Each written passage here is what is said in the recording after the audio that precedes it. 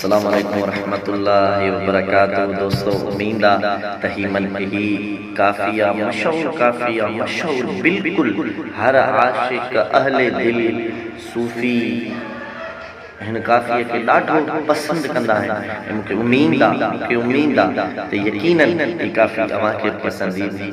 ही फ़क़ीर तव्हांजे आलो पंहिंजे आवाज़ में पढ़ंदो इंशाअल्लाह। पसंद अचे तो शेयर कजो, कमेंट कजो, लाइक ज़रूर कजो। अस्सलाम वालेकुम। अव्हां जा आशिक हज़ार आहिनि, अव्हां जा आशिक हज़ार आहिनि, असांजी यारी कबूल पैशल। अव्हां जा आशिक हज़ार आहिनि, असांजी यारी कबूल पैशल। असुल खां आया अव्हां जी बानी, असुल खां आया। अगर पसंद अचे तो शेयर जरूर कजो।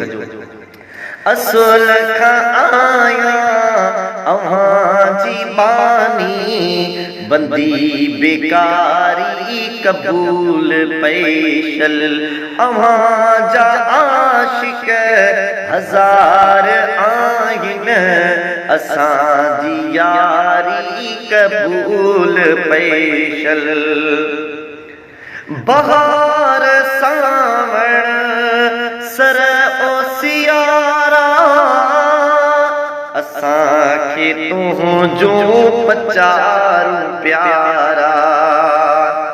बहार सावण सर ओसियारा, असांखे तुंहिंजो पचारू प्यारा।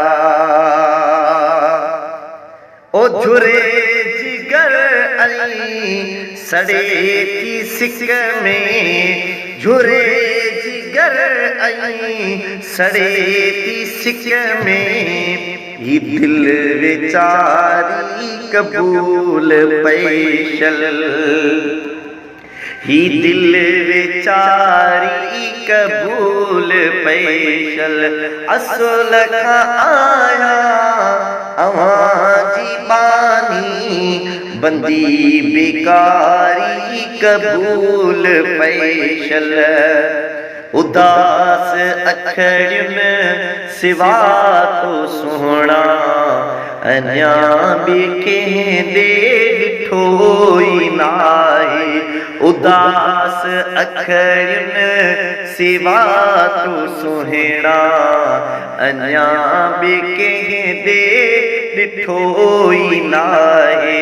अची करायो दीदार दिलबर, अची करायो दीदार बदनी, ई आज़ारी कबूल पैशल।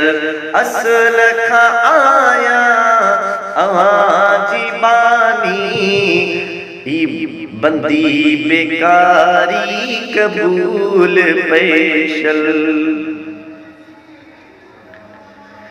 शान वधायो आए मौला सोहणे दिलबर साईं जो। रमी शेर जरूर। शान वधायो आए मौला सोहणे दिलबर साईं जो, हर गली ऐं ॻोठ में नारो आ दिलबर साईं जो। ओ हर गली ऐं ॻोठ में नारो आ दिलबर साईं जो। मिठड़े मोहम्मद जो प्यारो, मुर्शिद मुझो मतली वारो। मिठड़े मोहम्मद जो प्यारो, मुर्शिद मुझो मतली वारो। सिंध सजी में आए नारो, मिठड़े दिलबर साईं जो।